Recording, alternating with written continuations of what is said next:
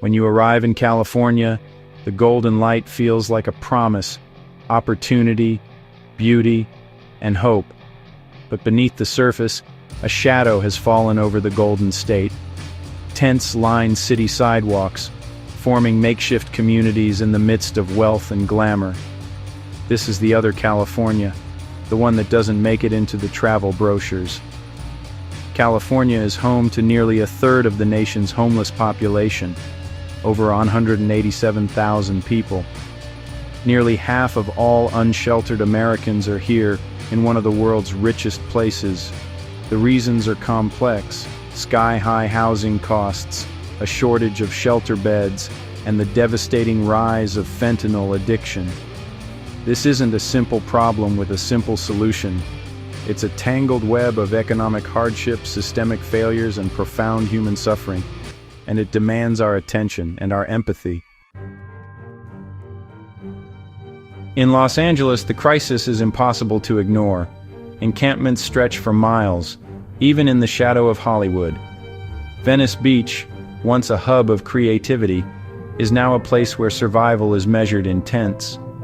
LA County has 75,000 people experiencing homelessness, a city within a city. In San Francisco, the crisis is concentrated and raw, especially in neighborhoods like the Tenderloin. The city's beauty stands in stark contrast to the suffering on its sidewalks. The lack of affordable housing is the primary driver. Rent requires more than double the minimum wage. A medical emergency or job loss can push families onto the street. Shelters are scarce, and many go unused due to strict rules or safety concerns. For many, a tent offers more autonomy and security than a crowded shelter. Every night, thousands face this impossible choice.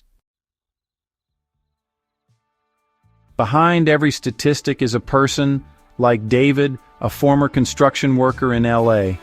He lost his job after an injury, and soon, everything he owned fit inside a tent. David isn't an addict or mentally ill, just someone who fell through the cracks. Then there's Maria, an outreach worker in San Francisco, who brings supplies and compassion to those on the streets. Her job is to build trust, not judge. She celebrates small victories, like helping someone get an ID, but mourns the losses from overdose. The people she helps are veterans, families, seniors, and young adults, all with unique stories. Navigating social services is a full-time job, nearly impossible while homeless. Outreach workers like Maria fight an uphill battle with limited resources. These stories shatter stereotypes and remind us homelessness can happen to anyone. Understanding their journeys is the first step toward real solutions. Every tent hides a human being with hope for a better future. Today, homelessness in California is inseparable from the fentanyl epidemic. Fentanyl is cheap, potent, and deadly, turning every use into a life-or-death gamble. Overdose is now the leading cause of death among the homeless in LA County. The mortality rate is 49 times higher than the general population. Policy changes like Proposition 47, meant to treat addiction as a health issue, also weaken pathways to treatment. Now cities are torn between harm reduction, keeping people alive with tools like Narcan, and calls for stricter laws and mandatory treatment. The debate is fierce, but the stakes are clear. Lives hang in the balance. California is searching for a balance between compassion and accountability.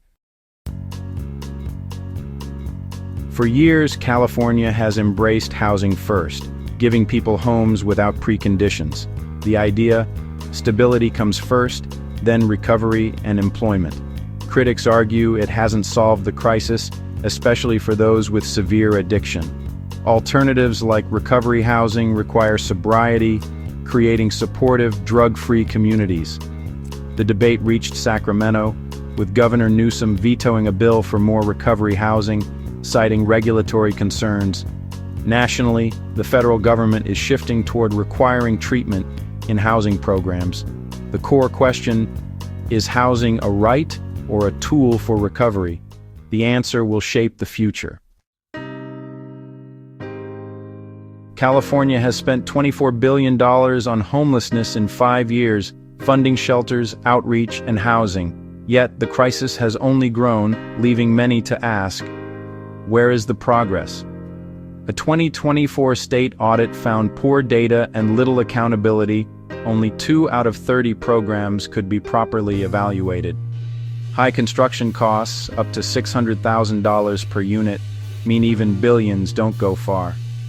Bureaucracy, local opposition, and red tape slow progress. Now, a $12 billion budget deficit threatens to cut vital services. Food banks and housing programs are bracing for less support. The need is greater than ever, but resources are shrinking. California faces a perfect storm, demand rising, funding falling. The urgency for effective, sustainable solutions has never been higher. Despite the challenges, hope persists across California. Cities are converting hotels into housing and building tiny home communities, restoring dignity and security. These new models have higher occupancy and better outcomes. There's a push for data-driven solutions, tracking what actually works. Initiatives like LA's Skid Row Care Campus offer housing, healthcare, and recovery services under one roof. The greatest hope comes from people, outreach workers, community leaders, and those still dreaming of a better life. Their resilience proves this is not an unsolvable problem. It's a human crisis, demanding empathy and persistence. The future of California depends on how we respond. We must demand more from leaders and ourselves. Choose empathy, support local efforts, and stay engaged. Together, we can find a better way forward. If these stories moved you, subscribe and share. Raising our voices is the first step to change.